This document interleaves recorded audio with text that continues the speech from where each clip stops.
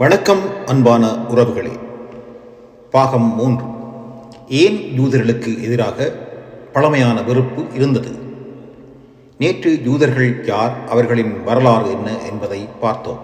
ஆனால் இன்று நாம் பார்க்கப் போவது ஏன் பல நூற்றாண்டுகளாக யூதர்களுக்கு எதிராக வெறுப்பு உருவானது. இது ஒரு முக்கியமான கேள்வி.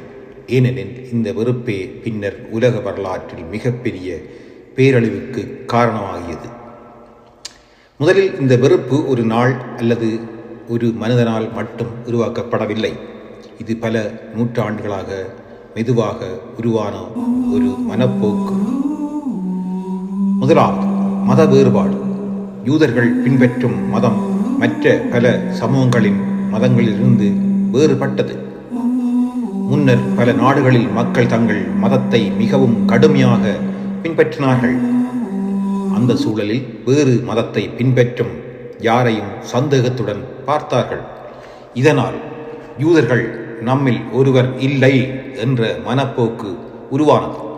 இரண்டாவது, சமூக தனிமைப்படுத்தல். பல இடங்களில் யூதர்கள் தனிமையாக குடியிருப்புகளில் வாழ வேண்டிய சூழ்நிலை இருந்தது. அவர்கள் தங்கள் கலாச்சாரம், உணவு, மரபுகள் ஆகியவற்றை பாதுகாத்தல். மற்றவர்கள் அவர்களை புரிந்து கொள்ள முடியவில்லை. இந்த புரிதல் இல்லாமை அவர்கள் வேறுபட்டவர்கள், அவர்கள் ஆபத்தானவர்கள் என்ற தவறான எண்ணமாக மாறியது. மூன்றாவது, பொருளாதார காரணங்கள். நடுத்தர யுகங்களில் சில தொழில்களை யூதர்கள் மட்டும் செய்ய அனுமதிக்கப்பட்டது. உதாரணமாக, பணம் கடன் கொடுக்கும் வேலை.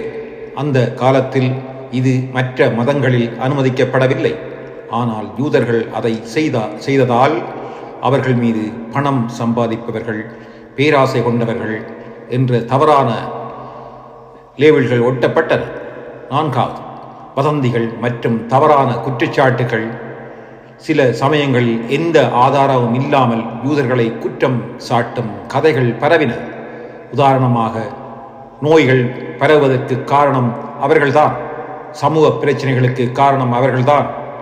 இந்த மாதிரியான வதந்திகள் மக்கள் மனதில் பயமும் வெறுப்பும் உருவாகின. ஐந்தாவது, அரசியல் பயன்பாடு.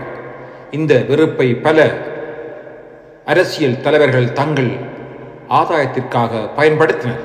அதில் முக்கியமானவர் அடால்ஃப். அவர் ஏற்கனவே இருந்த அந்த வெறுப்பை மேலும் தூண்டி யூதர்களை ஜெர்மனியின் எல்லா பிரச்சனைகளுக்கும் காரணம் என்று கூறினார். இதன் விளைவாக ஹோலோகாஸ்ட் போன்ற மனித வரலாற்றின் மிக கொடூரமான நிகழ்வு நடந்தது.